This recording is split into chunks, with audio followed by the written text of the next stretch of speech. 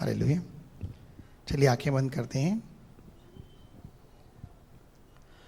हे महान सर्वशक्तिमान परमेश्वर, तू ही महिमा आदर और स्तुति के योग्य है।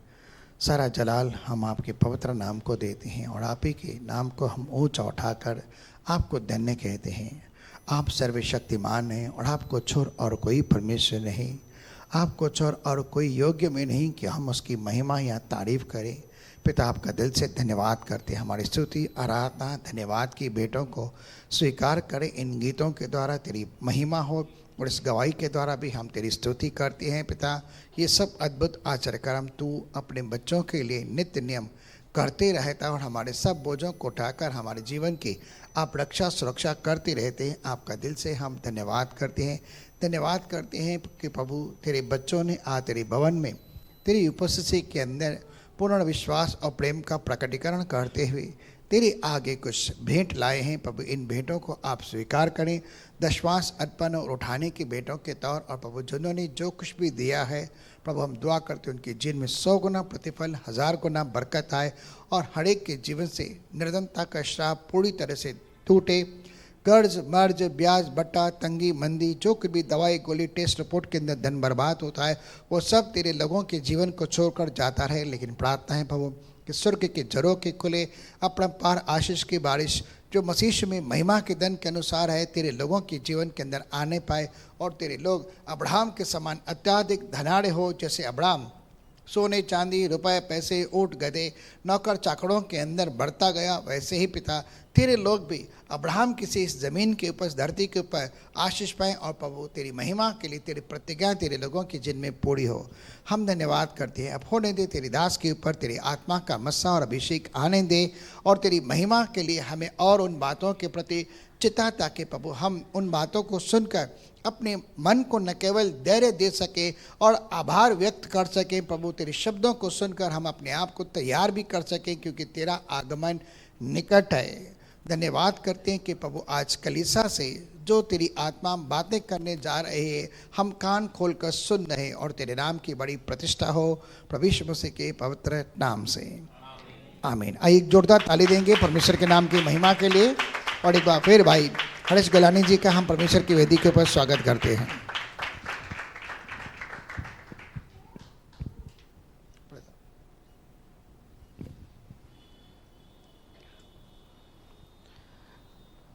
हालेलुया।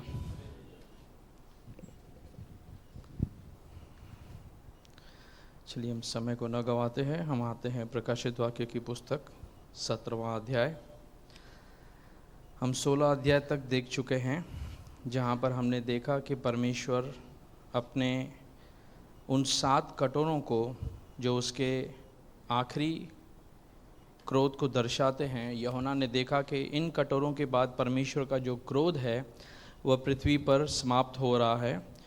हमने देखा कि जैसे जैसे यह समय इन कटोरों को हमने पूरी बारीकी से देखा और हमको पता चला कि कैसे पृथ्वी की दशा जो है वह इस समय के अंदर है और लोग जो हैं वे परमेश्वर उन्हें मौका दे रहा है, लेकिन उसके बावजूद भी क्योंकि परमेश्वर बहुत सारी उस समय जो पीड़ाओं को अलाउ किए हुए है और भेजे हैं, लोग उसकी निंदा करते हैं। इसीलिए बाइबल बताती है कि उनके ऊपर मन मन के जो ओले हैं वे आसमान से बरस रहे हैं, क्योंकि पुराने नियम के अंदर विधि है कि जो परमेश्वर के नाम की नामधराई करता है उसे पत्थरवाह किया जाता है। उसी रीति से हमने देखा कि एक ऐसा कठिन समय जब लोग जो हैं बहुत परेशान हैं, यहाँ से मसीह विरोधी सामने खड़ा है जो उनको इस बात के लिए पूरी तरीके से मारने को तैयार है कि अगर आप उसकी मोहर नहीं लेते हैं, उस समय के लोगों के लिए ये बातें हैं, तो उस समय उनका यहाँ पर पृथ्वी पर रहना और जीवन बिताना बहुत मुश्किल होगा। और यदि वे उसका छाप लेते हैं, उसकी मार्क लेते हैं, तो परमेश्वर का क्रोध इनके ऊपर पड़ता है और जो बहुत भयानक है करके। तो ऐसी परिस्थिति के अंदर यह समय है जहाँ पर बहुत सारी कठिनाइयाँ जो हैं एक छोटे से पैकेट के अंदर पृथ्वी पर भेज दी गई हैं।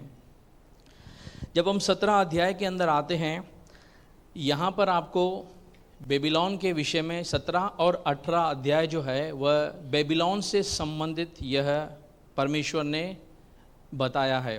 अगर आप इतिहास के रूप में जाएंगे तो 16 अध्याय के समाप्ति के बाद डायरेक्ट 19 अध्याय होना चाहिए, जहां पर यीशु मसीह का दूसरा आगमन हो रहा है इस पृथ्वी पर।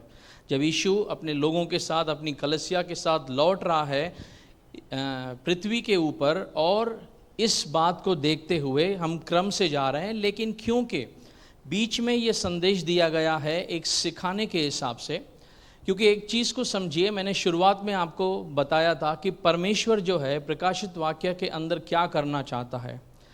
परमेश्वर 3 तरह से डील कर रहा है, 3 समुदाय से डील कर रहा है। सबसे पहले परमेश्वर किससे डील कर रहा है? इज़राइल के साथ, क्योंकि इज़राइल ने अपने उद्धारकर्ता को क्या किया? नकार दिया, त्याग दिया। परमेश्वर ने इस बात का उनके सामने यह पूरा समय डिज़ाइन किया है कि उनकी आंखें खुलने पाएँ। फिर परमेश्वर उन राष्ट्रों के साथ डील कर रहा है जिन्होंने इज़राइल के साथ और परमेश्वर के साथ और उसके लोगों के साथ क्या किया है, सही रीति से व्यवहार नहीं किया है। उन सारे राष्ट्रों के साथ परमेश्वर इन 7 सालों में डील कर रहा है। और आखिरी समुदाय जो है, परमेश्वर उस रिलीजन से, उस लोगों से डील कर रहा है जिन्होंने परमेश्वर के बार बार मौका देने के बाद भी मन फिराना न चाहा। परमेश्वर इस 3 कैटेगरी से डील कर रहा है। तो हमने देखा कि परमेश्वर कैसे इज़राइल से बात करता है, परमेश्वर कैसे इस बात के विषय में और उन्हें जागृत करने के लिए परमेश्वर अपने सारे अभिप्राय को भी प्रकट कर रहा है। लेकिन ये जो 2 अध्याय हैं, 17 अध्याय और 18 अध्याय, हम जब इस अध्याय को अच्छे तरीके से पढ़ेंगे तो हमें पता चलेगा कि परमेश्वर यहाँ पर 17 अध्याय में भी बेबीलोन के विषय में जिक्र करता है। क्या है बेबीलोन, हम देखेंगे। और 18 अध्याय में भी लिखा गया है, परमेश्वर उन्हें दंड दे रहा है। लेकिन 17 अध्याय के अंदर जो बेबीलोन है उसे परमेश्वर रिलीजियस तरीके से दंड दे रहा है। यानी जिस बात को परमेश्वर ने उनके विश्वास को, जिन्होंने परमेश्वर पे विश्वास नहीं किया, अलबत्ता उसके विरुद्ध में बातें की, उन सारे लोगों से, उन सारे राष्ट्रों से परमेश्वर यहाँ डील कर रहा है। फिर 18 अध्याय में जब हम जाएंगे हमें बेबीलोन ही मिलता है, लेकिन वहाँ पर परमेश्वर इकोनॉमिकली उनसे डील कर रहा है। यानी जिन उस बड़े नगर से जिनसे उन्हें बहुत बड़ा लाभ हुआ, एक ऐसी कैटेगरी जहाँ से उनको रुपया, पैसा, धन की मिली, परमेश्वर उन सब चीज़ों को वहाँ से क्या कर रहा है? तबाह कर रहा है। एक चीज़ को समझिए, यह अध्याय जो है क्यों यहाँ पर रखा गया है, ताकि समझ पाएँ कि परमेश्वर, क्योंकि जब हम लास्ट अध्याय में थे, 16 अध्याय में, वहाँ पर हमने देखा कि जब परमेश्वर ने मैं समझता हूँ शायद 5वीं कटोरा था उंडेला गया, तब जो मसीह विरोधी का जो सिंहासन है उसके ऊपर उंडेला गया। तो परमेश्वर मसीह विरोधी के साथ भी डील कर रहा है और उस हर एक चीज़ के साथ डील कर रहा है जो परमेश्वर के सिस्टम के विरुद्ध खड़ी है। तो जब आप 17 अध्याय पढ़ते हैं, एक चीज़ को समझिए, यहाँ पर क्या हो रहा है। यूहन्ना दर्शन में देख रहा है, तो यूहन्ना के सामने कौन से चिन्ह हैं? अगर किसी व्यक्ति के बारे में, किसी पशु के बारे में या किसी और चीज़ के बारे में दिया गया है शब्द वहाँ, तो वह किसको दर्शाता है, थोड़ा समझने का हम प्रयास करते हैं। चलिए हम आते हैं 17 अध्याय से, हम शुरुआत करते हैं।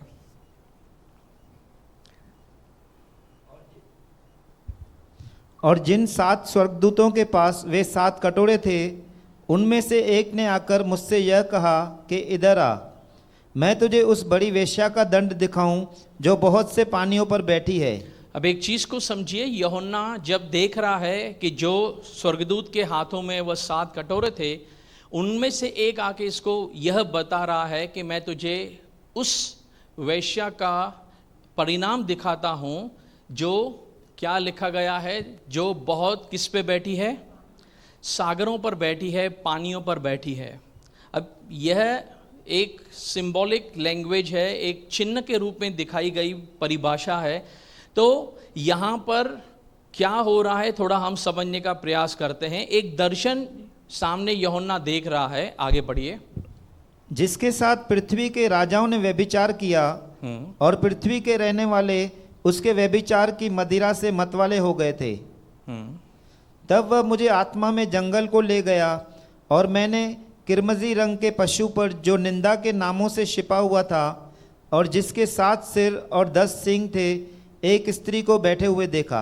अब थोड़ा सा समझिए यहाँ पर क्या हो रहा है। हमने पहले देखा यूहन्ना को, पहले वचन में आइए, उसे एक वैश्या के विषय में, एक स्त्री के विषय में बताया गया जो कहाँ पर बैठी है, बहुत सारे पानियों पर, सागरों पर बैठी है। फिर 2 अध्याय में 2 वचन में लिखा है कि सारे पृथ्वी के राजाओं ने क्या किया है, उसके साथ व्यभिचार किया है। यह एक सिंबॉलिक लैंग्वेज है। इस चीज़ को समझिए, यहाँ जो दिखाया गया है, परमेश्वर आत्मिक रीति से परमेश्वर किसे व्यभिचार गिनता है। ये शरीर का व्यभिचार के विषय में बातें नहीं की गई हैं।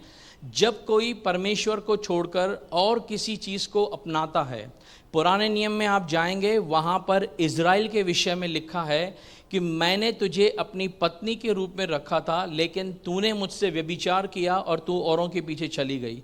तो परमेश्वर अपनी निज प्रजा इज़राइल को, जिसको वह अपना पत्नी का दर्जा देता है, वह उसे अविश्वास योग्यता का दर्जा देते हुए बता रहा है। तो एक आत्मिक व्यभिचार क्या है?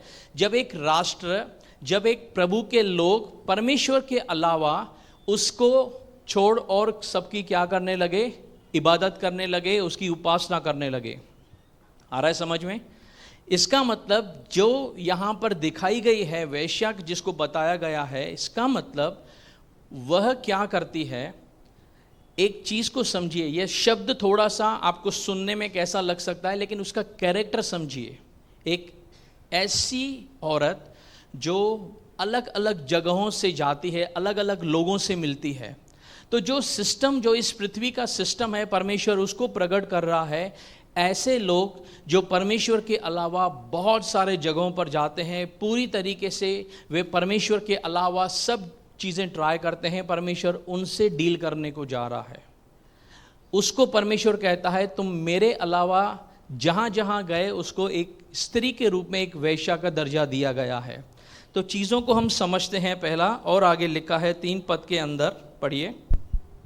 तब वह मुझे आत्मा में जंगल को ले गया, और मैंने किरमजी रंग के पशु पर, जो निंदा के नामों से छिपा हुआ था और जिसके 7 सिर और 10 सींग थे, एक स्त्री को बैठे हुए देखा। पशु के ऊपर किसको बैठे हुए देखा? स्त्री को बैठे हुए देखा। अब एक चीज़ को समझिए, यहाँ तक हमने पढ़ा है कि जो शैतान है और उसके साथ में कौन है? मसीह विरोधी है और झूठा नबी है। ये 3 लोग हैं यहाँ पर जो परमेश्वर के सामने त्रिएकता को, ट्रिनिटी को क्या कर रहे हैं? नकल कर रहे हैं। और जो मसीह विरोधी है वह शैतान के सारे पावर को यूज़ कर रहा है। एक चीज़ को समझिए क्या हो रहा है यहाँ पर। तो शैतान जो है वह पूरी तरीके से किनको चला रहा है? मसीह विरोधी को चला रहा है और झूठे नबी को, उसके पावर को उनको दिया गया है। यहाँ लिखा गया है पशु के ऊपर किसको बैठा देखा गया? एक चीज़ को थोड़ा सा समझिए, क्यों बाइबल बताती है उसके ऊपर बैठा गया? किसी जानवर को आपने देखा है? घोड़े को देखा है? जब घोड़ा जंगली होता है वह किसी को अपने ऊपर मतलब बिठाता नहीं है। क्यों जानते हैं?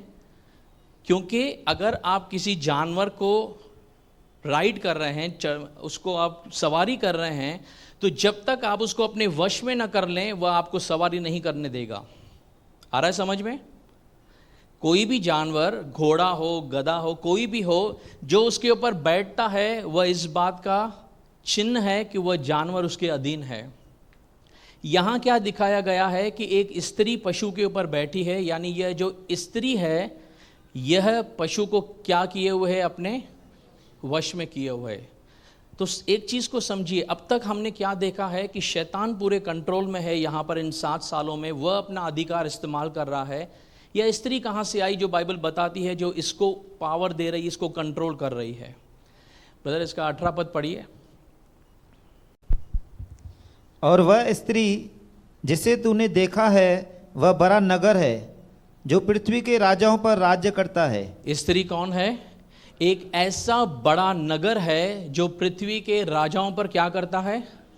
राज्य कर रहा है। एक चीज़ को अब थोड़ा सा समझिए। पशु कौन हमने देखा? मसीह विरोधी। आ रहा है याद?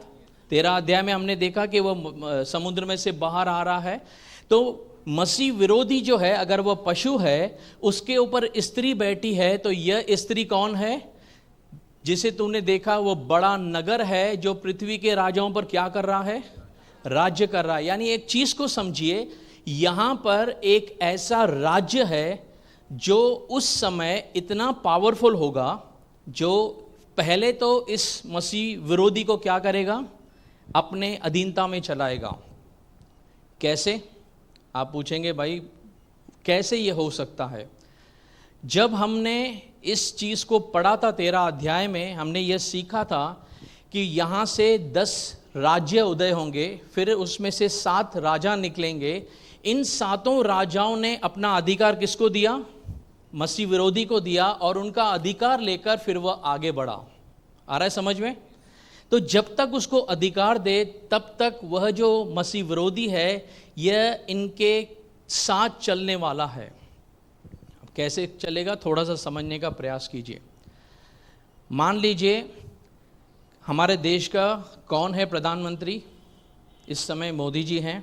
लेकिन अगर आप पावरफुल व्यक्ति सबसे लिखेंगे, इंडिया का सबसे पावरफुल व्यक्ति कौन है, वहां पर किसका नाम आएगा? प्रेसिडेंट का। क्यों? क्योंकि कॉन्स्टिट्यूशन कहता है कि सबसे ज़्यादा पावर किसके पास है? प्रेसिडेंट के पास है। लेकिन प्रैक्टिकली उसको चलाता कौन है? इंडिया की बात कर रहा हूँ, प्राइम मिनिस्टर। प्रेसिडेंट साइन के लिए होता है, अगर कोई सुप्रीम कोर्ट किसको सज़ा देती है, उसको माफ़ी नामा करना है, तो वो अधिकार प्रेसिडेंट के पास है। या अगर मान लीजिए करके कि कोई भी इमरजेंसी हुई, तो सारी सत्ता को ख़त्म करके प्रेसिडेंट अपने हाथों में ले सकता है सत्ता को। कुछ अधिकार उसके पास हैं। लेकिन कहने का तात्पर्य है कि असली तरीके से देश को चलाने का जो पावर है, कोई भी बाहर का जो क्या कहते हैं प्रेसिडेंट है, राष्ट्रपति है, वो फ़ोन किसको करता है? प्रधानमंत्री को। क्यों? क्योंकि ये सिस्टम है। तो एक चीज़ को समझिए, भले प्रधानमंत्री राष्ट्रपति के अधीन में है, लेकिन पावर किसको दिया गया है? उसको। वैसे ही जिन 10 राष्ट्रों से यह बाहर आएगा, पहले वे 10 राष्ट्र जो हैं, वे जो 10 राजाएं हैं, वे इस मसीह विरोधी को पहले अपने कंट्रोल में रखेंगे कि वह उनके अधीनता में कार्य करेगा। लेकिन एक ऐसा समय आएगा जब वह उनसे पावर लेकर वह खुद आगे बढ़ेगा। आ रहा है समझ में? आ रहा है? थोड़ा सा और आसान करते हैं। मान लीजिए 10 फ्रेंड्स हैं या 10 लोग हैं, क्लास के अंदर बच्चे हैं, वे आपस में एक दूसरे के साथ चलते हैं। लेकिन एक को क्या किया गया? सब साथ में जाते हैं स्कूल, एक को मॉनिटर बना दिया गया। अब उसका पावर जो है निकला उन्हीं में से है, लेकिन अब उसका पावर उनसे बढ़ गया। अब वह जो बोलेगा वह सबको मानना है। आया समझ में? वैसे ही क्या लिखा गया है, वापस आते हैं 3 पद में। तब वह मुझे आत्मा में जंगल को ले गया। हाँ। और मैंने किरमजी रंग के पशु पर, जो निंदा के नामों से छिपा हुआ था और जिसके 7 सिर और 10 सींग थे, एक स्त्री को बैठे हुए देखा। 7 सिर और 10 सींग थे। यह किसको दर्शाता है? मसीह विरोधी को दर्शाता है। उसके ऊपर यह पावरफुल राजा है जो उसको देख रहा है दर्शन को। ब्रदर पहले पद को पढ़िए। और जिन 7 स्वर्गदूतों के पास वे 7 कटोरे थे, उनमें से एक ने आकर मुझसे यह कहा कि इधर आ, मैं तुझे उस बड़ी वेश्या का दंड दिखाऊं। यानी यह स्त्री का वह दंड दिखा रहा है जो बैठी है उस पशु के ऊपर, उस राष्ट्र का दंड दिखा रहा है। हाँ पढ़िए आगे। जो कहाँ है? जो बहुत से पानियों पर बैठी है। बहुत से सागरों पर बैठी है। किस पर बैठी है?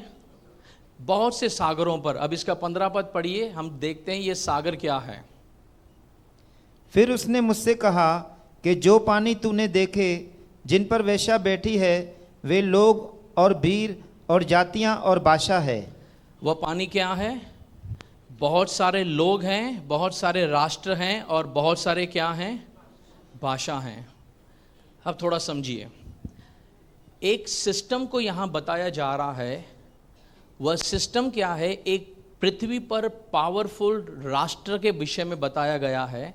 लेकिन वह पावरफुल राष्ट्र किसके ऊपर निर्भर है? ये लोगों के ऊपर, भीड़ के ऊपर, जातियों के ऊपर। यानी अब आप थोड़ा थोड़ा सुन रहे होंगे कि वर्ल्ड जो है वह एक तरफ जाना चाहता है, वन वर्ल्ड गवर्नमेंट के विषय में जाना चाहते हैं कि पूरे संसार के अंदर एक ऐसी जगह हो जहां से सारे राष्ट्रों को कंट्रोल किया जाए। सुना है आपने वन वर्ल्ड गवर्नमेंट के विषय में बातें हो रही हैं करके? क्योंकि अगर आप इतिहास में चलेंगे आपको पता चलेगा कि जितने सारे बड़े बड़े लोग थे, जैसे हम सिकंदर के विषय में, अलेक्जेंडर के विषय में सुनते हैं, उसने क्या किया, सारे राष्ट्रों को फतेह किया।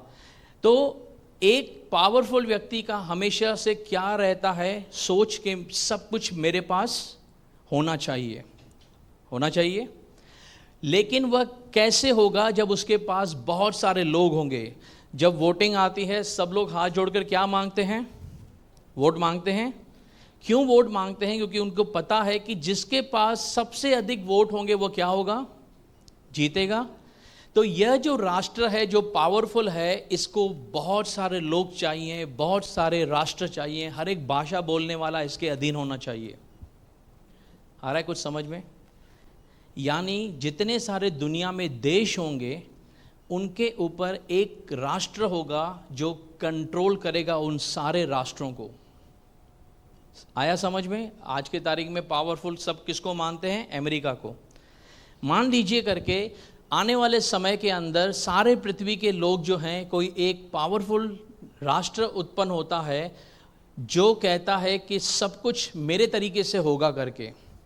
तो इस इंडिया के अंदर भी जितने सारे हमारे नेता हैं, मंत्री हैं, वो उसको क्या बोलेंगे? यस सर, जैसे आप बोलेंगे हम चलेंगे। यहाँ क्या लिखा है? वे लोग कौन हैं? बड़ी भीड़ है, जातियाँ हैं और भाषा बोलने वाले हैं। इंग्लिश में लिखा है नेशंस, यानी जितने सारे पृथ्वी पे नेशंस हैं, राष्ट्र हैं, वे उसको अपना क्या देंगे? सपोर्ट। किसको? एक ऐसे राष्ट्र को। समझिए थोड़ा, मैं आपको क्या बताने की कोशिश कर रहा हूँ। सारे पृथ्वी के ऊपर जितने सारे राष्ट्र हैं उनमें से एक राष्ट्र आएगा जो बहुत पावरफुल होगा, वो सबको अपने अधीनता में रखेगा। और मसीह विरोधी पहले यह एक राष्ट्र उसको चलाएगा, लेकिन आगे चल के मसीह विरोधी इस बड़े राष्ट्र को ओवरटेक करेगा और सब कुछ अपने अधीन कर देगा। आया समझ में? आया कि नहीं? नहीं आया? मैं फिर से आपको एक्सप्लेन कर सकता हूँ। आने वाले समय में क्या होगा, सारे राष्ट्र में से एक राष्ट्र उठेगा जो जितने सारे हर एक देश के प्रधानमंत्री, राष्ट्रपति हैं, वे उसके अधीनता में किए जाएंगे। जैसा वह चाहेगा राष्ट्र वह ऐसा चलेगा।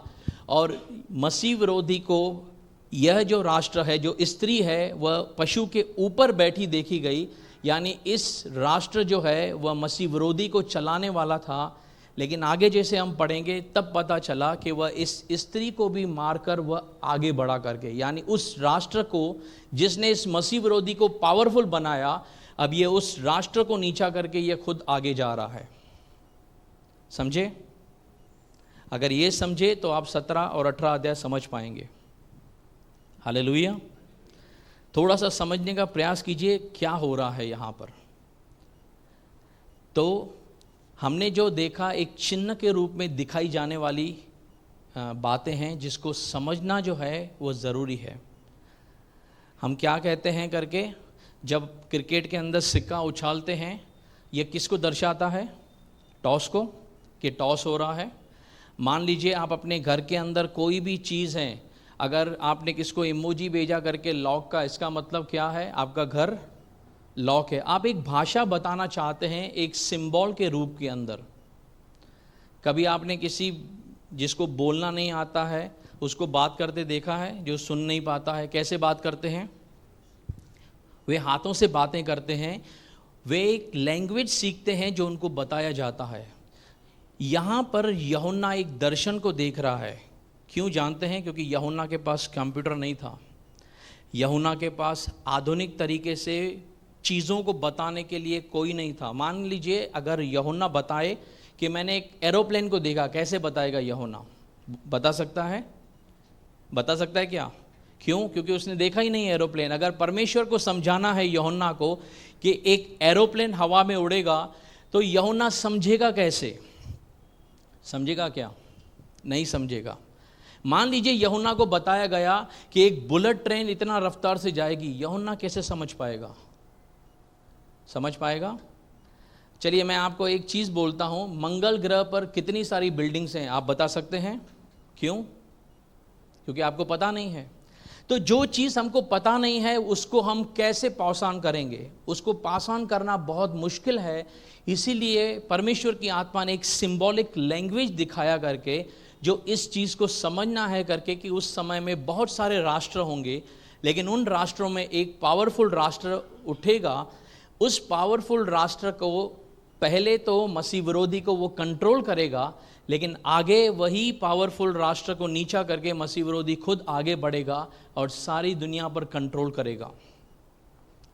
यह यहाँ पर सिस्टम दिखाया। इस सारे सिस्टम को परमेश्वर यहाँ पर बेबीलोन का सिस्टम कहता है, क्योंकि अगर आप पुराना नियम जाएंगे वहाँ पर आपको पता चलेगा कि अगर आप उत्पत्ति के पुस्तक में जाएंगे वहाँ भी आपको पता चलेगा कि जब परमेश्वर के लोगों ने देखा करके बेबीलोन के अंदर आए, बाबिल के अंदर आए, उन्होंने एक मीनार बनाने की कोशिश की। वहाँ लिखा है कि आओ हम एक ऐसी मीनार बनाए जो स्वर्ग तक जाए और ऐसा करके हम अपने नाम को क्या करें? ऊंचा करें। परमेश्वर ने उस चीज़ को देखा करके कि तुम अपने नाम को ऊंचा करना चाहते हो, इसीलिए परमेश्वर ने उस टावर को, उस बेबी बाबिल को बनने नहीं दिया। जानते हैं परमेश्वर के साथ में अगर अपने आप को ऊंचा करने की जो यह चेष्टी है वो किसकी है? शैतान की है। तो अगर आप पिछले समय में जाएंगे तो आपको पता चलेगा कि जो बेबीलोन की स्पिरिट है, जिसको बाइबल सिखाना चाहता है कि बाबुल की आत्मा है, वह क्या है? वह उकसाती है परमेश्वर के विरुद्ध में कार्य करने के लिए, परमेश्वर के विरुद्ध में बोलने के लिए, परमेश्वर के एक सिस्टम को छोड़कर सांसारिक सिस्टम को फॉलो करने के लिए। अगर आप प्रकाशित वाक्य की पुस्तक 2 अध्याय में जाएंगे, वहाँ लिखा है थुआतीरा की कलीसिया को लिख। वहाँ एक स्त्री का नाम दिया गया है, वह स्त्री है इजबेल। जब हम पढ़ रहे थे हमने सीखा था वह इजबेल क्या करती है? वह परमेश्वर के लोगों को क्या करती है? व्यभिचार करना सिखाती है और मूर्तों के ऊपर जो बलि चढ़ाई गई वस्तु है वह उनको खाना सिखाती है। तो यह इजबेल जो है वह तो मर गई, लेकिन वहाँ दिखाया गया है कि तू उस इजबेल की आत्मा को अलाउ करता है। यानी एक सिस्टम बताया गया है, यहाँ भी एक सिस्टम बताया गया है कि तू बेबीलोन की जो स्पिरिट है, उसके जो सिस्टम है, उसके विषय में परमेश्वर यहाँ बता रहा है। जो करप्ट सिस्टम है, जो परमेश्वर और उसके कार्य, उसके वचन के विरुद्ध में काम करने वाली चीज़ें हैं, उसको सिस्टम को दर्शाया गया है।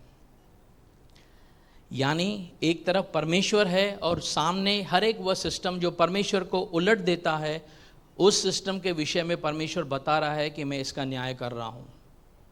आ रहा है समझ में? चलिए हम आगे बढ़ते हैं। 4 वचन से पढ़ना आरंभ कीजिए, क्या होता है देखिए। यह स्त्री बैंजनी और किरमजी कपड़े पहने थी। इसका मतलब यह जो स्त्री थी, यानी जो यह राष्ट्र था, यह कैसे कपड़े पहने हुए हैं? यानी यह अपने आप के अंदर कपड़े क्या दर्शाते हैं? स्टेटस को दर्शाते हैं कि यह कौन से पावरफुल स्टेटस के अंदर होगी, यह राष्ट्र कितना पावरफुल होगा। और यह मान लीजिए कि जब किसी भी वैश्या को दर्शाया जाता है तो वहाँ पर वह श्रृंगार करके जो कपड़े पहनती है उसके विषय में दर्शाया गया है। तो एक ऐसा राष्ट्र जो परमेश्वर के लोगों को भरमाता है, उसके सिस्टम को बिगाड़ता है, उसके विषय में बताया गया है कि वह सुंदर कपड़े पहन के तैयार थी। आगे, और सोने और बहुमूल्य मणियों और मोतियों से सजी हुई थी, और उसके हाथ में एक सोने का कटोरा था जो घृणित वस्तुओं से और उसके व्यभिचार की अशुद्ध वस्तुओं से भरा हुआ था। ये इसका मतलब ये दर्शाया गया है कि उसके पास सोना किसको दर्शाता है?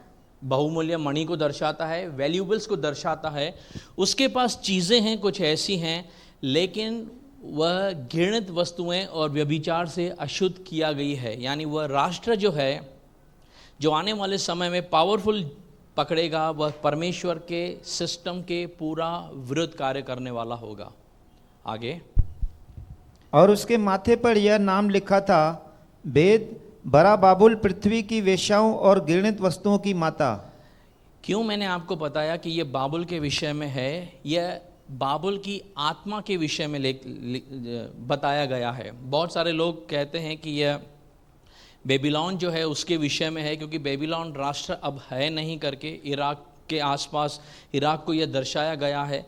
लेकिन यह इराक के विषय में या बेबीलोन के विषय में बातें नहीं करता है, यह उस आत्मा के विषय में बातें करता है, यह उस सिस्टम, उस करप्ट सिस्टम के विषय में बता रहा है जो परमेश्वर और उसके लोगों को गिराने के लिए हर समय शैतान इस्तेमाल कर रहा है। आगे पढ़िए। और मैंने उस स्त्री को पवित्र लोगों के लहू और यीशु के गवाहों के लहू पीने से मतवाली देखा, और उसे देखकर मैं चकित हो गया। अब यूहन्ना, इंग्लिश में लिखा है आई मार्वल्ड, इसमें वंडर्ड लिखा है, मेरे ट्रांसलेशन में लिखा है आई मार्वल्ड, यानी उसे बहुत अचंभा हुआ, क्योंकि उसने क्या देखा था करके कि यह जो स्त्री है, यह जो राष्ट्र है, यह परमेश्वर के लोगों को क्या किया है, उसने मारा है करके, और जिन्होंने यीशु की गवाही दी है उसके लहू का पीने वाला इसको दर्शाया गया है। एक चीज़ को समझिए, यहाँ पर कोई एक पर्टिकुलर यरूशलेम के विषय में भी बहुत सारे लोग कहते हैं कि यह स्त्री हो सकती है, क्योंकि 23 अध्याय के अंदर यीशु खुद कहता है कि तू मेरे नबियों को मारती है। लेकिन यह सारे पृथ्वी के अंदर एक करप्ट सिस्टम के विषय में बातें कर रहा है, जहाँ पर भी परमेश्वर के लोगों ने कलीसियाओं के अंदर हो या परमेश्वर के विषय में सुसमाचार बताया, जिनको मारा गया, जिस जिस एरिया के अंदर परमेश्वर के लोगों का लहू बहाया, वहाँ पर उस सिस्टम के विषय में यह दर्शाया गया है कि यह जो स्त्री है, यह जो लोग हैं, जो बहुत सारे लोगों पर यह स्त्री बैठी है, ये सारे लोगों ने मिलकर परमेश्वर के लोगों को सताया है करके, और अब इसका समय आया है करके। और इस चीज़ को देखकर यूहन्ना बहुत अचंभित हुआ। आप थोड़ा सा ध्यान से देखेंगे, आपको पता चलेगा कि जब हम 12 अध्याय में थे, हमने भी वहाँ एक स्त्री के विषय में सुना था। लेकिन वहाँ स्त्री कौन थी? इज़राइल। जब हम 19 अध्याय में आते हैं, वहाँ भी एक स्त्री के विषय में बातें किया गया है, जिसने अपने आप को सजा लिया है दूल्हे के लिए, और वह दूल्हे के साथ में आगे बढ़ रही है। वह कलीसिया है जिसको दर्शाया गया है। बाइबल एक औरत के विषय को यूहन्ना को प्रकट करती है करके, लेकिन यह स्त्री जो है वह ना तो इज़राइल को प्रकट करती है, ना कलीसिया को प्रकट करती है। यह एक फॉल्स करप्ट रिलीजियस सिस्टम को प्रकट कर रही है, जिसने इतने सारे सिस्टम में परमेश्वर के सारे कार्यों को बिगाड़ा, परमेश्वर के लोगों को मारा, और परमेश्वर के जितने सारे प्लान थे उसके विरुद्ध में उसने कार्य किया है। अगर आप इस चीज़ को थोड़ा सा समझ पाएंगे, आपको पता चलेगा कि परमेश्वर क्या कर रहा है यहाँ पर, परमेश्वर के सामने किस चीज़ को वह दंड दे रहा है। हर एक वह चीज़ लिखा है, हम हर एक वह कोरी कल्पना जो परमेश्वर के पहचान के विरुद्ध में उठती है, उसका क्या करते हैं? खंडन करते हैं। अब यह स्पिरिट्स, आप देखिए दुनिया के अंदर बहुत सारी ऐसी हैं, आज भी अगर आप थोड़ा सा चेक करेंगे आपको पता चलेगा, शैतान की ऐसी बहुत सारी स्पिरिट्स हैं जो परमेश्वर के लोगों के विरुद्ध में भेजी जाती हैं। अगर आप पहला तिमोथियस उसका 4 अध्याय पढ़ेंगे, आपको पता चलेगा पौल एक अंतिम समय में आने वाली उस भ्रमजाल के विषय में, उस गिरावट के विषय में लिखता है। वह दूसरा थिस्सलुनीयन की पत्री 2 अध्याय में लिखता है कि पहले धर्म का त्याग होना आवश्यक है, और पहला तिमोथी 4 अध्याय में वही पौलुस लिखता है कि किस तरीके से धार्मिकता का त्याग होगा करके। तो पौल उस करप्ट सिस्टम को वहाँ बता रहा है कि अंतिम समय में परमेश्वर के लोगों के बीच में भी क्या होने वाला है, यानी आपके और मेरे बीच में भी क्या होने वाला है, यह पौल ने वहाँ पर दर्शाया है। लोग सुख विलास के चाहने वाले होंगे, वे अपने कानों के खुजली के अनुसार अपने लिए प्रचारक ढूंढ लेंगे, वे परमेश्वर के सच्चे वचन से मुंह मोड़ लेंगे, और वे उन सारी चीज़ों का क्या करेंगे? पीछा करेंगे जो संसार से ताल्लुक़ रखती है, जो आत्मा से ताल्लुक़ रखती है, उनका नहीं। और अगर आप थोड़ा पीछे जाएंगे तो आपको पता चलेगा कि जैसे हम इस अंतिम सदी में चल रहे हैं, विश्वासी जो है वह विश्वास के अंदर बढ़ने में कैसे लड़खड़ा रहा है। बहुत सारे लोग हैं जिनका अभिप्राय परमेश्वर के अंदर क्या कहें हम, के उसके अंदर सह के कमी में, घटी में, पौलुस जैसे लिखता है कि हर एक परेशानियों के अंदर परमेश्वर को पकड़े रहना नहीं है, लेकिन उनका अभिप्राय बदलता रहता है कि जब मुझे सब कुछ मिलेगा मैं परमेश्वर की आराधना करूंगा। और जब वहाँ नहीं मिलता है वे लोग परमेश्वर को छोड़ के चले जाते हैं। तो एक चीज़ को समझिए, ये आत्माएं जो हैं जो शैतान ने बना के रखी हैं करके, क्योंकि लिखा गया है अब भी मसीह विरोधी की आत्मा कार्य कर रही है। क्यों कार्य कर रही है? किसके विरुद्ध में कार्य कर रही है? वह परमेश्वर के सिस्टम, परमेश्वर के लोगों और परमेश्वर के वचन, उसके अभिप्राय के विरुद्ध में कार्य कर रही है। तो अब भी वह है और वह आने वाले समय के अंदर परमेश्वर हर एक उस चीज़ का न्याय करेगा। यहाँ वही लिखा है कि जितने सारे लोगों को मारा गया था उनके लहू से इस स्त्री को, यानी इस राष्ट्र को, इस सारे सिस्टम को उसने मतवाला देखा। आगे पढ़िए ब्रदर। उस स्वर्गदूत ने मुझसे कहा, तू क्यों चकित हुआ? मैं इस स्त्री और उस पशु का जिस पर वह सवार है और जिसके 7 सिर और 10 सींग है तुझे भेद बताता हूँ। जो पशु तूने देखा है यह पहले तो था पर अब नहीं है, और अथाह कुंड से निकलकर विनाश में पड़ेगा, और पृथ्वी के रहने वाले जिनके नाम जगत की उत्पत्ति के समय से जीवन की पुस्तक में लिखे नहीं गए, इस पशु की यह दशा देखकर कि पहले था और अब नहीं और फिर आ जाएगा, अचंबा करेंगे। अब यहाँ पर एक चीज़ को समझिए, यहाँ यह वचन क्या दर्शाता है? जो पशु तूने देखा जो पहले था और अब नहीं है, और अथाह कुंड से निकलकर विनाश में पड़ेगा, और पृथ्वी के रहने वाले किस चीज़ से अचंबा कर रहे हैं कि वह अब है नहीं लेकिन फिर आ जाएगा। अगर आप 13 का 3 वचन ध्यान से सुने होते तो वहाँ पर लिखा है कि जब उसके ऊपर प्राणघातक घाव लगा, लोगों ने देखा जब उसका प्राणघातक घाव अच्छा हो गया तब वे उसकी उपासना करने लगे। वे मुंह से कहने लगे, कौन इस पशु के समान है, कौन इससे न डरेगा और कौन है जो इससे लड़ सकता है। क्योंकि जैसे यीशु मसीह मुर्दों में से जी उठे, वैसे ही जैसे ये त्रिएकता को कॉपी कर रहा है, नकल कर रहा है, वैसे ही यह मसीह विरोधी क्या करेगा? यह नकली दिखाएगा कि मैं मर गया था और अब मेरा पुनरुत्थान हो रहा है, और वह इज़राइल को और सारे लोगों को इससे भरमाएगा करके। समझ रहे हैं बात को? हम उद्धारकर्ता यीशु को क्यों मानते हैं? क्योंकि हम विश्वास करते हैं वह हमारे लिए मारा गया, गाड़ा गया और तीसरे दिन जी उठा। मानते हैं ना? उसी चीज़ को ये कॉपी करेगा करके कि पहले तो वह नहीं था लेकिन अब है। वह लोगों को भरमाना चाहता है भ्रम जाल से कि मैं जो है वह पुनरुत्थानित हुआ हूँ, और उस समय जो झूठा नबी है वह इस बड़े शब्द को बोलेगा कि तुम उसकी मूर्ति बनाओ और तुम इसकी उपासना करो क्योंकि यह जी उठा है। यह उसी फॉल्स सिस्टम को यहाँ दिखाया गया है कि लोग इस चीज़ को जब देखेंगे तब अचंबा करेंगे कि इसके समान कौन है। वही जो बात 13:3 प्रकाशित वाक्य में लिखी है यहाँ वह दर्शाई गई है करके कि लोग कैसे भरमाए जाते हैं, उनको अचंबा होता है। आगे पढ़िए।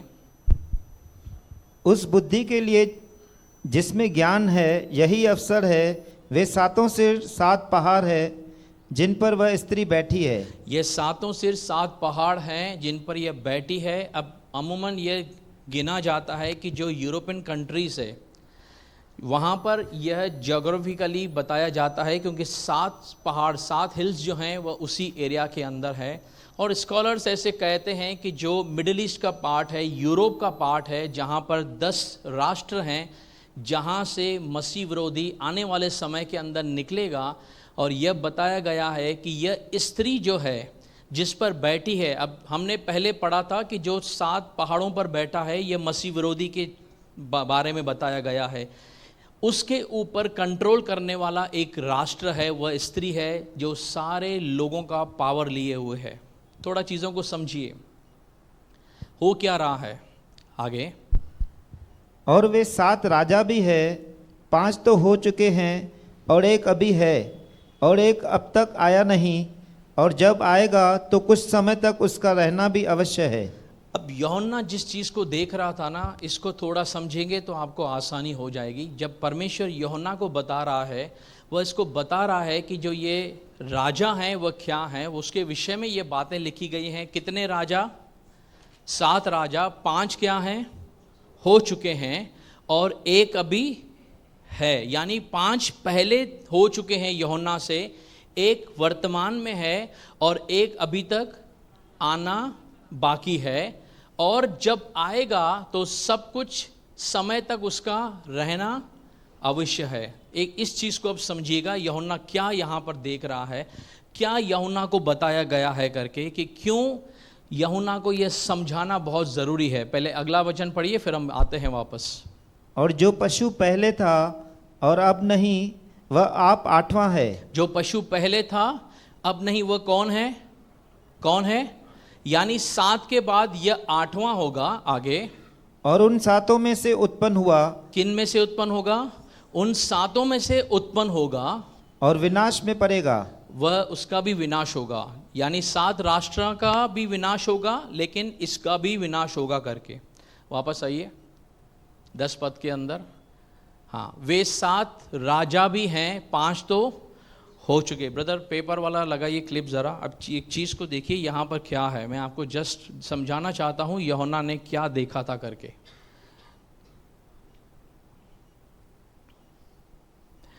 अब थोड़ा समझिएगा, जब यूहन्ना जिस समय में जी रहा था उस समय किसका राज्य था? जो 6 नंबर पे है, कौन? रोम का राज्य था। क्या उसको बताया गया? 5 तो हो चुके, 6वां चल रहा है, 7वां आना बाकी है। समझिएगा इस बात को। जब यूहन्ना इज़राइल में था, उससे पहले पृथ्वी पर कितने पावरफुल नेशंस थे जिन्होंने राज्य किया था इज़राइल के ऊपर भी। पहले असीरिया, जिन्होंने सारे विश्व पृथ्वी को जीता था करके। उसके बाद कौन? इजिप्ट, मिस्र। फिर कौन आया तीसरा? अब एक चीज़ को समझना, यह दानियल के समय काल को दर्शाता है। जब दानियल था, जब इज़राइल के अंदर इज़राइलियों ने पाप किया, तब दानियल को जब यिर्मयाह के द्वारा बताया गया था कि तुम 70 सालों तक बेबीलोन के किस में जाओगे? गुलामी में जाओगे, और 70 सालों के समाप्ति के बाद मैं तुम्हारी सुधि लूँगा।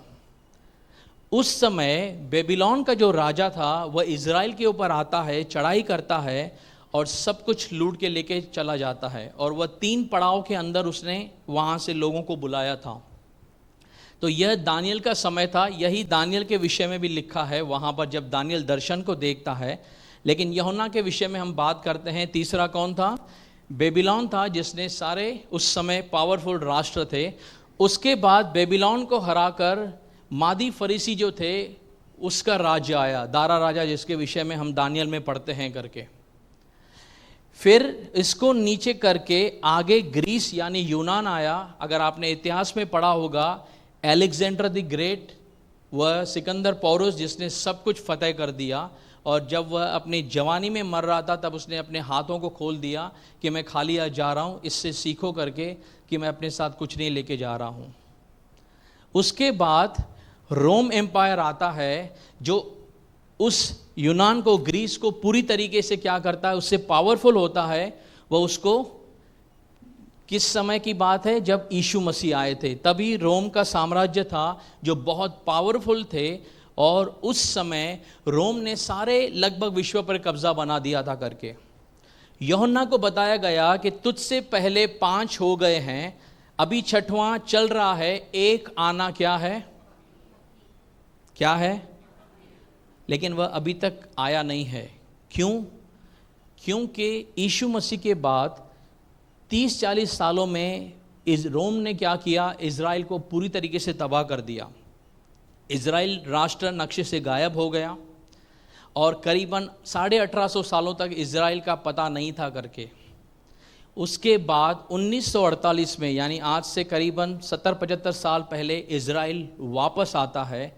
और अगर यह भविष्यवाणी पूरी होनी चाहिए तो इज़राइल का होना भी ज़रूरी है। समझ में आ रहा है? इसीलिए 6 राष्ट्र हो चुके हैं, 7वां आना बाकी है। अब ये 7वां कौन है? मैंने यहाँ लिखा है, यह है विभाजित रोम, यूरोप के 10 राष्ट्र। क्यों है? इसको समझने के लिए हमें एक और पिक्चर देखना पड़ेगा जो दानियल से रिलेटेड है। ब्रदर उस पिक्चर को लगाइए ज़रा। थोड़ा समझिएगा, आप इस चीज़ को समझ पाएंगे। हाँ, लगाइए।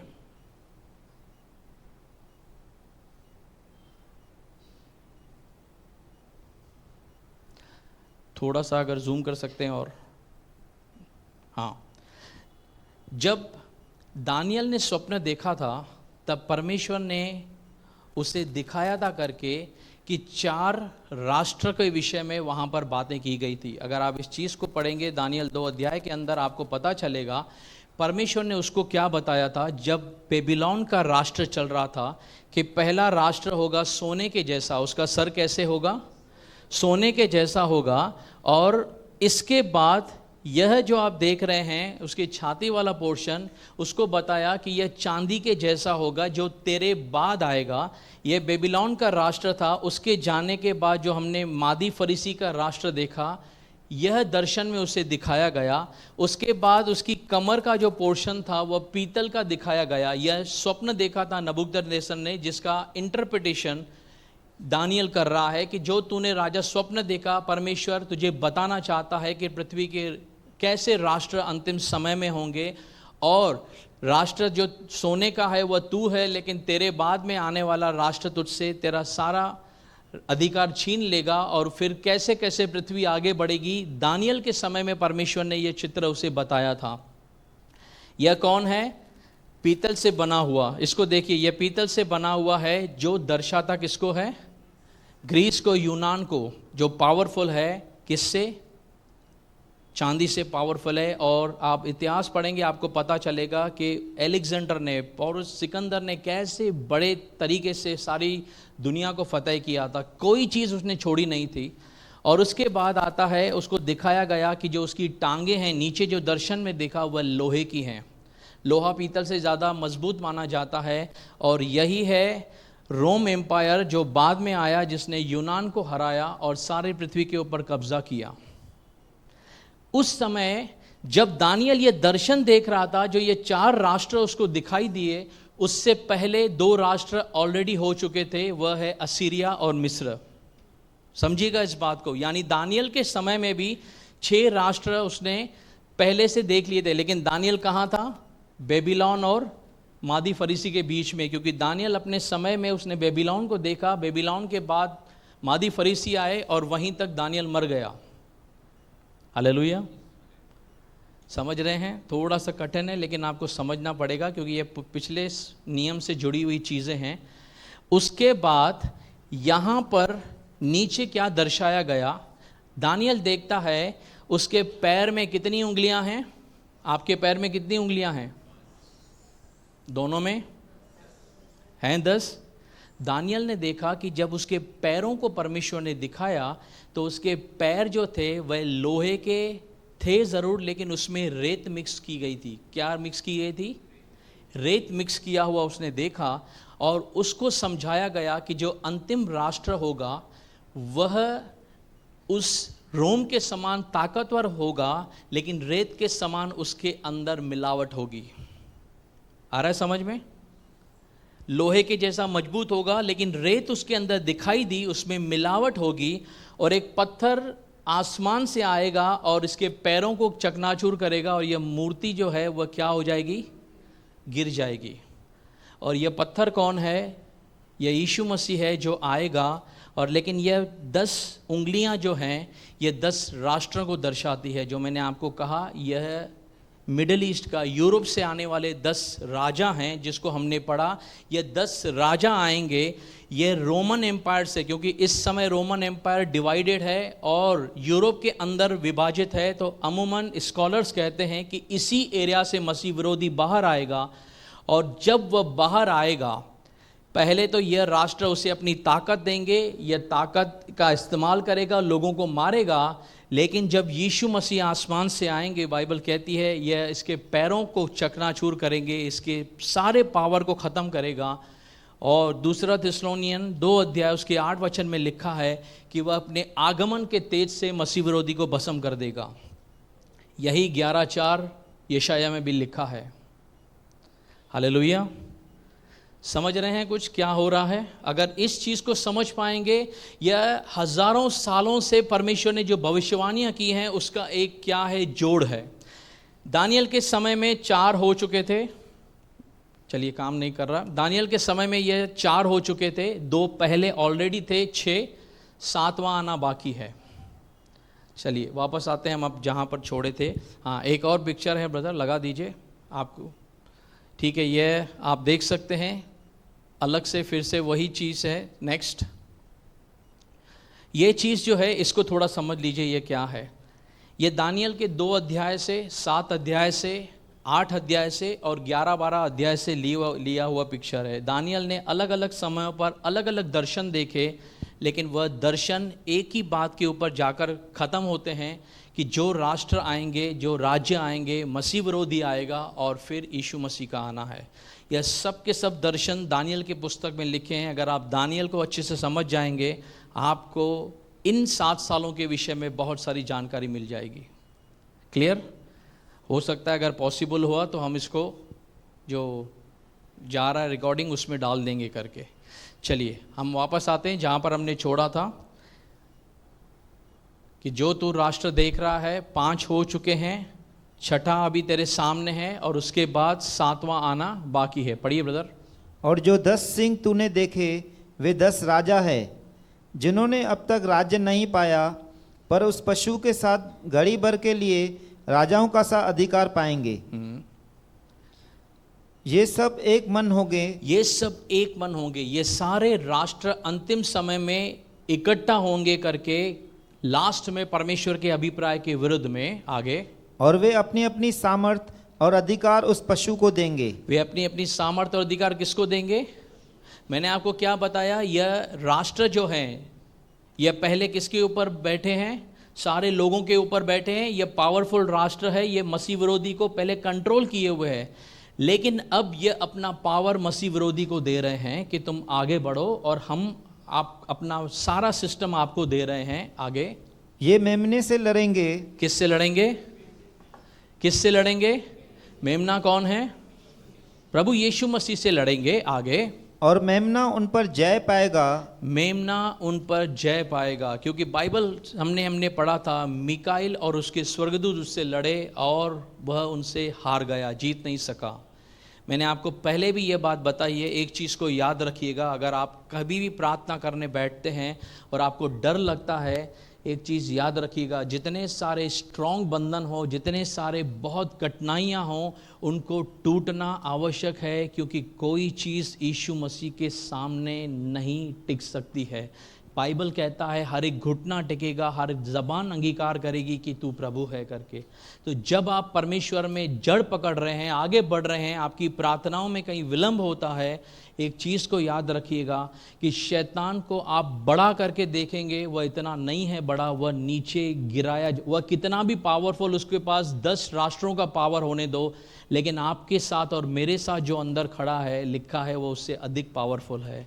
तो जब आप अपने प्रार्थनाओं के अंदर बैठते हैं, तब आप एक चीज़ को समझिए, मेरे साथ कौन है।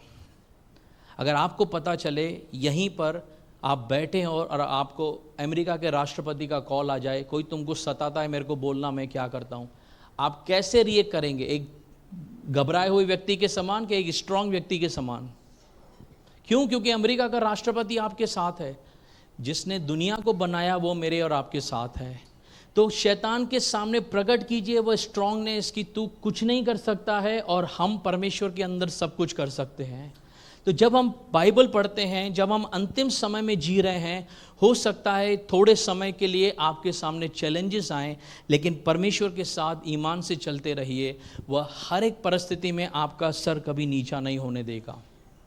यही चीज़ परमेश्वर सिखाना चाहता था कि अब नहीं तो आने वाले समय में कोई सिस्टम ऐसा छूटा नहीं है जिसको वह छोड़ देगा, जिसको वह डील नहीं करेगा। यही लिखा हुआ है, वह उस पर जय पाएंगे, वह नहीं यीशु को हरा पाएगा, क्योंकि वह हार चुका है। हालेलुया, वह हार चुका है। लड़ाई कहीं पर भी होने दो, ऑलरेडी ही इज लूजर। चलिए आगे पढ़िए। क्योंकि वह प्रभुओं का प्रभु और राजाओं का राजा है, और जो बुलाए हुए और चुने हुए और विश्वासी उसके साथ है, वे भी जय पाएंगे। ध्यान से सुनिए, लिखा गया है वह राजाओं का राजा है और प्रभुओं का प्रभु है। जो बुलाए हुए चुने हुए विश्वासी किसके साथ हैं? उसके साथ लौट रहे हैं, जो वे भी क्या करेंगे? जय पाएंगे। क्यों जय पाएंगे जानते हैं? क्योंकि जब वह वापस आ रहा है अपने कलीसिया के साथ, वह एक 1000 वर्ष के अंदर प्रवेश कर रहा है। वहीं पर वह कहता है, आओ मेरे विश्वास योग्य सेवक, तुम थोड़े में विश्वास योग्य रहे, मेरे विश्राम में प्रवेश करो। इस पृथ्वी पर हमारा उसके साथ एक विश्राम बाकी है, जो मैंने आपको पहले भी बताया। इब्रानियों 4 अध्याय कहता है कि जब परमेश्वर के लोगों का विश्राम बाकी है, हमें डरना चाहिए। किस बात से डरना चाहिए? कि कहीं हम दौड़ते दौड़ते परमेश्वर के किसी वचन को या उसके अभिप्राय से उलट न बहक जाएं। शैतान किसी को भी बहका के न जाए। लेकिन एक चीज़ याद रखिए, अगर हम ईमान से उसके साथ चलते हैं, जो पौलुस बताता है, दुख में, कमी घटी में, अकाल में, मुफलसी में, कैसी भी परिस्थितियों में आप यीशु को पकड़े हैं, आपकी नींवें जो है चट्टान पे बनी हैं, तो याद रखिए जब वह आएगा, तब लिखा है तब हर एक के आंसू को वह क्या करेगा? खुशी में बदल देगा। तो वह आ रहा है, उसके आने के इंतज़ार के अंदर अपने आप को तैयार कीजिए, क्योंकि उसका आना जो है वह इस पृथ्वी पर बहुत सारे एक्टिविटीज़ को एक साथ शुरू कर देगा।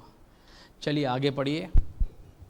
फिर उसने मुझसे कहा कि जो पानी तूने देखे, जिन पर वेश्या बैठी है, वे लोग और वीर और जातियां और भाषा है। मैंने आपको बताया कि यह औरत या यह बेबीलोन जो करप्ट सिस्टम है, इसको पावर कहाँ से आ रहा है? दुनिया में जितने सारे लोग भटके हुए हैं, गलत सिद्धांतों के अंदर, गलत धर्म के अंदर या गलत पहचान के अंदर, उनका सिस्टम अलग है। वो प्रभु को नहीं पहचानते हैं। इसीलिए बार बार गॉस्पेल देने के बाद भी, क्योंकि उस समय परमेश्वर 1,44,000 के द्वारा भी गॉस्पेल देगा, अपने स्वर्गदूतों के द्वारा, 2 गवाहों के द्वारा परमेश्वर अपने अभिप्राय को प्रकट कर रहा है।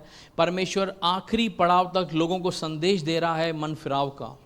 तो जो लोग इस सिस्टम को नहीं फॉलो करना चाहते हैं, परमेश्वर उस सारे सिस्टम के विषय में कहता है कि यह है जिसके ऊपर वह राष्ट्र अपने पावर को लेकर आएंगे।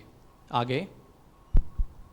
और जो 10 सिंह तूने देखे, वे और पशु उस वेश्या से बैर रखेंगे और उसे लाचार और नंगी कर देंगे और उसका मांस खा जाएंगे और उसे आग में जला देंगे। मैंने आपको कहा कि मसीह विरोधी जो है, जिस पहले तो उसके अधीन होगा, लेकिन उसी का पावर लेके वह उसी को क्या करेगा?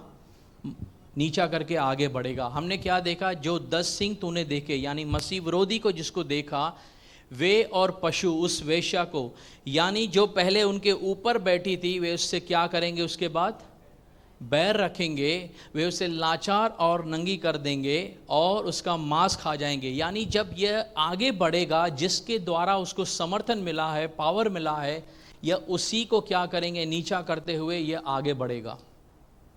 हालेलुया। इसीलिए एक चीज़ को समझिए, यीशु कहता क्या है करके, वह किसी भी, मैंने आपको पहले भी कहा था, मसीह विरोधी का एक ही टास्क होगा, मुझे मानो या तो मैं तुम्हें मरवा दूंगा। यीशु कभी किसी के साथ ज़बरदस्ती नहीं करता कि मुझे मानो नहीं तो मैं तुम्हें मार दूंगा। यहाँ पर यह है कि जो यीशु के साथ ईमान से चलते हैं, वह उनके साथ विश्वास योग्य है। लेकिन यहाँ से हम एक सीख लेते हैं कि जो शैतान के साथ, मसीह विरोधी के साथ चला, उनके अंजाम क्या है? वे खुद, जिसने उसको पैदा किया, वह उसको मारकर वह आगे बढ़ रहा है। हालेलुया। इसीलिए कहते हैं गलत संगति क्या करती है? बिगाड़ देती है, हानि पहुंचाती है। गलत तरीके से माहौल को बनाना और सारे लोगों को परमेश्वर के सिस्टम के विरुद्ध में जाना, राष्ट्रों को सब इकट्ठा करना, यह सब एक चीज पर आकर उनका अंत होगा। और परमेश्वर इन राष्ट्रों का भी जो अभिप्राय है वह प्रकट कर देगा, और उसके बाद मसीह विरोधी को भी अपने आगमन के तेज से भस्म करेगा। आगे पढ़िए। क्योंकि परमेश्वर उनके मन में यह डालेगा कि वे उसकी मनसा पूरी करें, और जब तक परमेश्वर के वचन पूरे न हो ले, तब तक एक मन होकर अपना अपना राज्य पशु को दे दे। और वह स्त्री जिसे तूने देखा है, वह बड़ा नगर है जो पृथ्वी के राजाओं पर राज्य करता है। अमूमन हमने सब चीज़ों को इसको पहले डिस्कस कर लिया कि यहाँ क्या हो रहा है। परमेश्वर एक बेबीलोन, जो 6 पद में उसने कहा कि भेद जो है वो क्या है कि परमेश्वर एक करप्ट सिस्टम के विरुद्ध में कार्य कर रहा है, जिसने पृथ्वी पर उसके लोगों को भरमाया, सारे विश्व को भरमाया, और जिन्होंने पूरी तरीके से शैतान का या मसीह विरोधी की आत्मा को जो है एंटरटेन किया, परमेश्वर हर एक उस चीज़ को उस समय नाश करेगा। तो 17 अध्याय यूहन्ना के लिए और आपके और मेरे लिए दर्शनों के द्वारा एक संदेश है करके कि आने वाले समय में क्या क्या हो सकता है। मैंने आपको बताया 16 अध्याय जब 7 कटोरे उंडेले गए उसके बाद डायरेक्टली यीशु मसीह का आगमन होना चाहिए, लेकिन यह अध्याय इस चीज़ को बता रहा है कि वे हर एक चीज़, वे हर एक प्रधानता जो परमेश्वर के विरुद्ध में खड़ी है उसका क्या अंजाम होगा करके। तो हम इस चीज़ से क्या सीखते हैं, हमें क्या प्रोत्साहन मिलता है, यूहन्ना क्यों परमेश्वर ने इस चीज़ को बताया, ताकि विश्वासी जो है वह इस चीज़ को समझे। आने वाले सिस्टम को, आने वाले जो समय है हम उसको समझना आरंभ करते हैं, क्योंकि हमने चीज़ों को देखा। एक चीज़ को समझिए, बाइबल का करीबन 25 से 27% भविष्यवाणी के रूप में लिखा गया है और उसमें से कुछ पार्ट आना बाकी है करके। और भविष्यवाणी को समझना और भविष्यवाणी के पार्ट को क्या कहते हैं कि उस क्रम से समझना बहुत मुश्किल होता है, क्योंकि आप अमूमन दूसरा बाइबल पढ़ेंगे आपको आसानी से समझ में आ जाएगा। लेकिन क्योंकि हम जिस समय में जी रहे हैं, यीशु मसीह का आना बहुत निकट है, इसीलिए वचन से अधिक आप जितना संबंध बनाएंगे, पवित्र आत्मा से जितना संबंध बनाएंगे, उतना हमारे लिए बहुत बहुत आसान होगी यात्रा करना। हालेलुया। चलिए हम प्रार्थना करते हैं। प्यारे परमेश्वर, हम आपके नाम को ऊंचा उठाते हैं, हम धन्य कहते हैं प्रभु। बाइबल कहती है जो तुझसे विश्वास रखते हैं, ईमान लाते हैं, तो पीढ़ी से पीढ़ी तक उनकी रक्षा करता है परमेश्वर। जो तुझे त्याग देते हैं वे पिता नष्ट हो जाते हैं पिता परमेश्वर। हमने देखा प्रभु इब्राहिम तेरे एक शब्द से प्रभु चल पड़ा, उसने आने वाले समय के लिए तुझसे कोई गारंटी नहीं मांगी, कोई बॉन्ड नहीं मांगा कि आप पहले मुझे लिख के दो, एग्रीमेंट करके दो। उसने परमेश्वर की वॉइस को सुना और वह आगे बढ़ गया परमेश्वर। हम प्रार्थना करते हैं परमेश्वर कि विश्वासी जो है, विश्वासी के लिए वचन बड़ा प्रोत्साहन है प्रभु। लिखा है मेरा विश्वासी विश्वास से जीवित रहेगा पिता परमेश्वर, यदि वह पीछे हट जाए तो मेरा मन उससे प्रसन्न होगा प्रभु जी। लिखा है हमारा विश्वास सुनने से और तेरे कलाम को सुनने से बढ़ता है। हम प्रार्थना करते हैं परमेश्वर तेरी आत्मा के सामर्थ्य के द्वारा, तेरे वचन के द्वारा इस अंतिम समय में हमारी अगुवाई होती रहे प्रभु।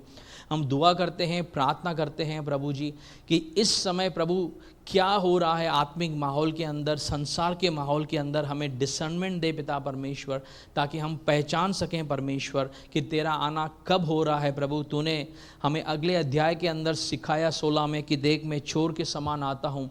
धन्य है वह जो प्रभु इस समय तैयार रहता है पिता परमेश्वर। हम प्रार्थना करते हैं हमारी तैयारी हमारी नज़रों में परफेक्ट ना हो, लेकिन हमारी तैयारी प्रभु तेरी नज़रों के द्वारा कैसे अलाइन हो सके, हम आपसे प्रार्थना करते हैं परमेश्वर। हम अपने बुद्धि को, अपने समझ को तेरे हाथों में सौंपते हैं परमेश्वर। हमारा मार्गदर्शन कर, और जब तक तू ना आए परमेश्वर, प्रतिदिन हमारे प्रभु जी तू मार्गों में डायरेक्शन देता रहे, ताकि परमेश्वर हम कहीं पर भी भटक न जाएं पिता परमेश्वर। सारी महिमा हम तेरे नाम को देते हैं। दुआ प्रार्थना मसीह यीशु के नाम से मांगते हैं, सुन और स्वीकार कर हमारे आत्मिक पिता, आमीन। प्रभु आपको आशीष दे।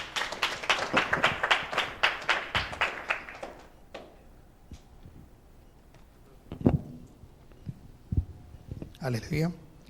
इससे पहले हम प्रार्थना में आगे बढ़े, 2 अनाउंसमेंट है। जिन भाइयों ने बहनों ने बाइबल क्विज के लिए अपना नाम रजिस्टर करवाया है, उनके लिए सूचना है कि आने वाले इस रविवार 24 तारीख को एग्ज़ाम होने जा रहा है, और जिन्होंने भी नाम लिखा है उन सबको यहाँ पर 1:30 बजे आना है, और 1:30 से लेकर 3:30 बजे तक 2 घंटे तक ये एग्ज़ाम होगा। और उनको 5 चीज़ें लेके आना बहुत ज़रूरी है। सबसे पहले है एक पेंसिल, इरेज़र, शार्पनर और एक काली पेन, काली इंक वाली पेन लेके आनी है, और एक राइटिंग पैड लेकर आना है। आपको 1:30 बजे आना है, 3:30 बजे तक ये एग्ज़ाम चालू रहेगा। हिंदी और इंग्लिश के अंदर जिन्होंने भी नाम लिखाए हैं, इंग्लिश वालों को इंग्लिश और हिंदी वालों को हिंदी एग्ज़ाम देना है। लेकिन 1:30 बजे इस संडे 24 तारीख को पहुंच जाना है, और 24 तारीख संडे को ही हम प्रभु भोज की विधि के अंदर भी सम्मिलित होंगे। तो आप विश्वास और प्रार्थना के साथ आइए और आकर सम्मिलित होइए, ठीक है? सब लोग समझे? चलिए, परमेश्वर की महिमा, आंखें बंद करते हैं।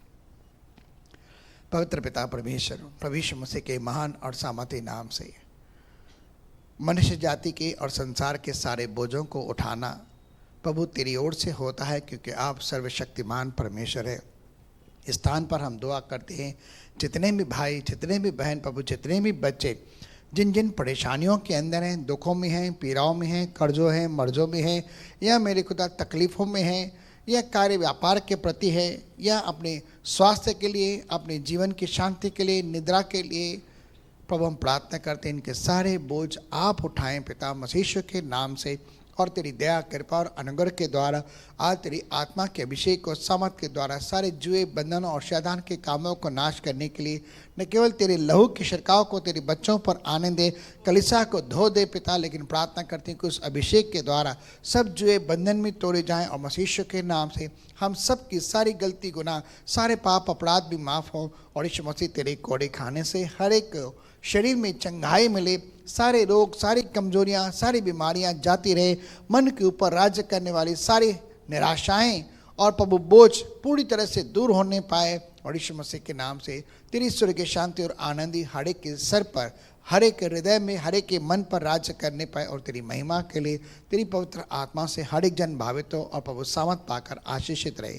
पिता हम सब की शुद्धि लेना, जब तू बादलों पर आए और तब तक वो हमें दुष्ट और बुराई से बचा कर रखना, और हमें विश्वास के अंदर मजबूत बनाए रखना हमारे दिल से दुआ है। और संसार के अंदर प्रभु हर एक वह घिनौना कार्य जो मनुष्य अपने शरीर की अभिलाषाओं के अंदर करता है, प्रभु उन सब से आप दूर रखना, लेकिन एक पवित्रता और एक धार्मिकता का जीवन जीने के लिए हम सब के ऊपर विशेष अनुग्रह करके चलाने में सहायता करना। सारी बातों के लिए आपका धन्यवाद। आपने हम सब के सारे बोझ उठाए, उसके लिए धन्यवाद। तेरे कोड़े खाने से हम सबको चंगा किया, धन्यवाद। तेरे लहू में हम सबको छुटकारा दिया, आपका धन्यवाद। प्रभु यीशु मसीह के नाम से अब पिता परमेश्वर का प्रेम, प्रभु यीशु मसीह का अनुग्रह और पवित्र आत्मा की सहभागिता अब से लेकर सर्वदा तक, जब तक मसीह यीशु बादलों पर आए, हम तमाम भाइयों, बहनों और बच्चों के साथ बनी रहे और बढ़ती रहे। सारे भाई बहन बोलेंगे, बोल प्रभु यीशु मसीह की। परमेश्वर आप सबको आशीष करे, अनुग्रह शांति से भरे। भाई लोग भाइयों से, बहनें बहनों से हाथ मिलाकर प्रेज़ लॉर्ड कर सकते हैं।